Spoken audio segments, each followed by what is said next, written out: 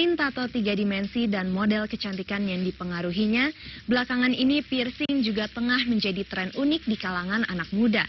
Piercing alias menindik bagian tubuh tertentu oleh beberapa kalangan bahkan menjadi sebuah gaya hidup. Bagian tubuh yang dipiercing pun beragam, tidak hanya telinga, tapi bibir, lidah, alis mata, pipi, pusar, bahkan bagian tubuh yang tertutup. Lantas apa yang ingin dicapai oleh pengguna piercing? Tidakkah hal itu akan berbahaya bagi kesehatan karena rentan terjadinya infeksi? Pemirsa, inilah fakta unik.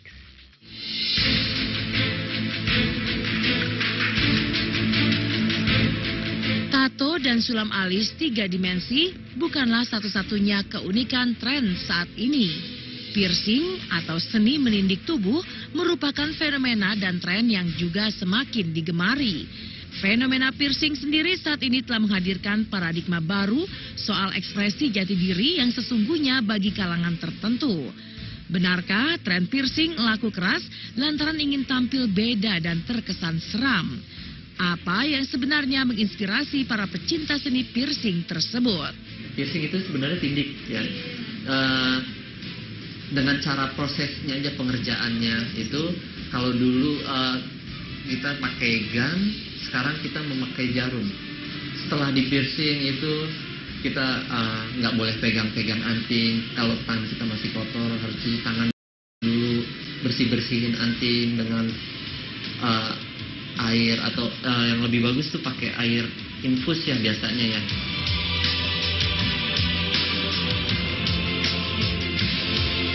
Pesona piercing yang kian digemari jelas kontras dengan eksistensi kebertubuhan manusia. Tubuh yang terlahir tanpa cacat justru dilumuri aksesoris tambahan dari seni piercing. Bagi yang bukan pengagum seni piercing justru dilihat sebagai suatu keanehan dalam bergaya. Tapi bagi para pecintanya, pernak-pernik dari seni piercing justru menghadirkan sensasi seni tersendiri. Kalau itu sih itu udah luar biasa ekstrim ya. Karena kalau bisa di situ kan itu udah sakit banget. Itu memang seni tindik tubuh itu ada ya. Tapi kalau ekstrimnya itu tergantung orangnya yang melihat aja sih. Kalau tato masih bisa dibilang seni, tapi kalau untuk tindik sih kayaknya enggak. Karena tindik nggak ada bentuknya, nggak ada rupanya, gitu-gitu aja. Tapi kalau untuk tato, banyak rupanya, banyak modelnya, itu bisa dibilang seni.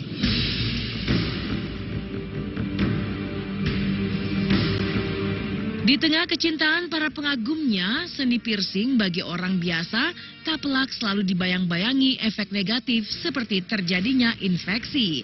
Bagaimana tidak, seni piercing membawa resiko dilubanginya bagian tubuh tertentu yang dipiercing. Selain efek sakit pada proses pembuatan awalnya, perawatan selanjutnya penting agar jangan sampai terjadi infeksi pada bagian tubuh tersebut. Ada teman yang main di piercing di bibir, sempat main basket, cantel sama baju basket, sobek sampai berdarah-darah gitu aja sih. Itu sedikit serem sih. Intinya sih piercing itu mekanisme untuk kulitnya itu karena mekanisme dari wound healing, penyembuhan luka. Jadi kita dalam tanda kutip menggunakan alat yang steril, membuat suatu bolongan atau luka di dalam kulit. Nanti kulitnya sendiri memiliki mekanisme untuk perbaikan luka tersebut, sehingga kalau memang orangnya normal, perbaikan lukanya bagus, nggak menimbulkan masalah juga gitu.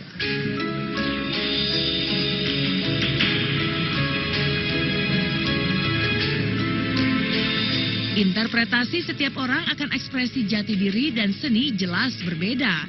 Namun setiap tren yang digandrungi perlu dipertimbangkan baik dan buruknya.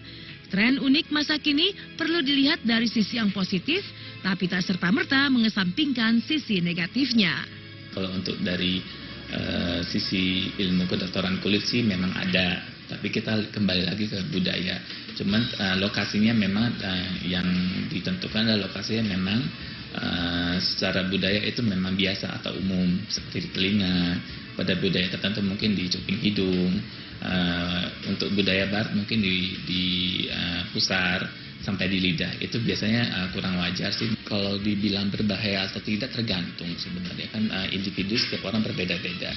Kalau memang dia alergi terhadap zat yang dimasukkan ke dalam itu, akan timbul reaksi alergi, justru itu akan berbahaya. Tapi kalau kebanyakan sih memang zat yang dimasuki tidak menimbulkan alergi. Jadi berbahaya sih enggak sih.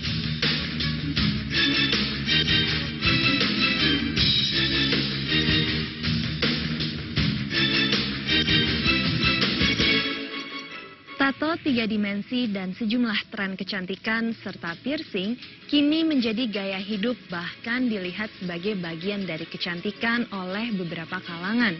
Ini merupakan pilihan bebas setiap orang untuk menggunakannya atau tidak.